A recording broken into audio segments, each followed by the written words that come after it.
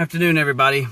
So today I was at a meeting, and I don't want to talk too much about the meeting except to say that I finally found time to do the video today. And so I wanted to actually I've had something to talk about for a couple days, and so I'm just going to jump straight into it. I had the opportunity to do a funeral for a 3-month-old baby.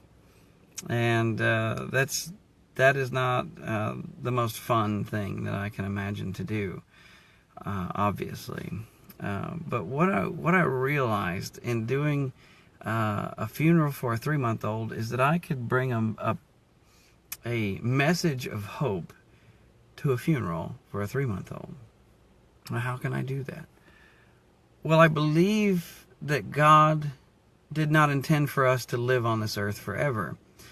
And because I believe that God did not intend for us to live on this earth forever, I know that there's a better place that we're intended to be.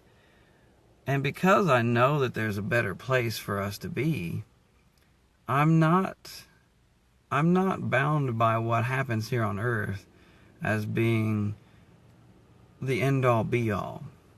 And what was great was when I gave the sermon about where their hope was, I asked the question, where is it that your hope lies right now? Is it on things here on earth? Because if that's true and all your hopes are just here on earth, you don't have a lot of hope. I mean, you look around and you think about the things that you hope for. Maybe it's a better car, maybe it's a better job, maybe it's a better house, maybe it's, who knows. But at the end of the day, this world can only offer so much. But God can offer such great things, like a place where there's no pain and no hunger and no death.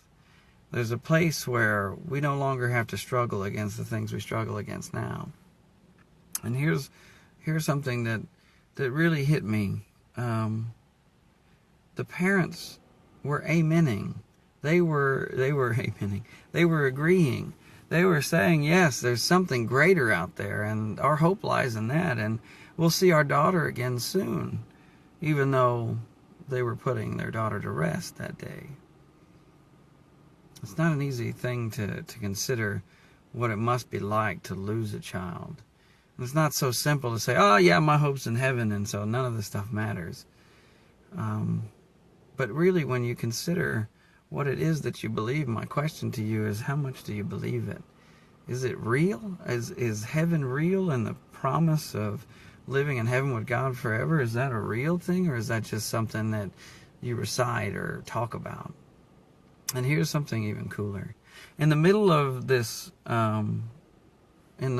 funeral, or towards the end rather, I was asked by a couple of kids, a couple of teenagers that were trying to poke and prod at me with questions to try to make me look like a fool, which probably isn't very hard, but they were coming against the truth of the Bible and having hope in things of what we have hope in as Christians.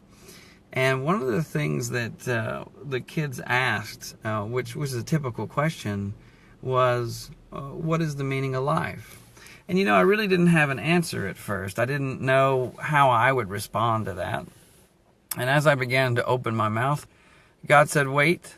He said, I want you to answer with this. He said, I want you to say, your meaning of your life is different than any other meaning of anyone else's life. And that meaning is based off of my call, God's call on your life. And whether you follow that call and you live in that calling or not. God told me very clearly what the meaning of life was. Your meaning of your life is God's call on your life. And whether you step up into that calling or not. That's big. There is an answer to that question. It's funny because we ask such a general question. We ask, what is the meaning of life? Like, what is the meaning of all life? And we forget that God's not a general God. He wants a specific relationship. And so answers to questions like that have to be specific.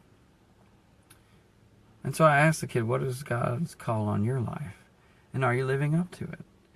That's the meaning of life.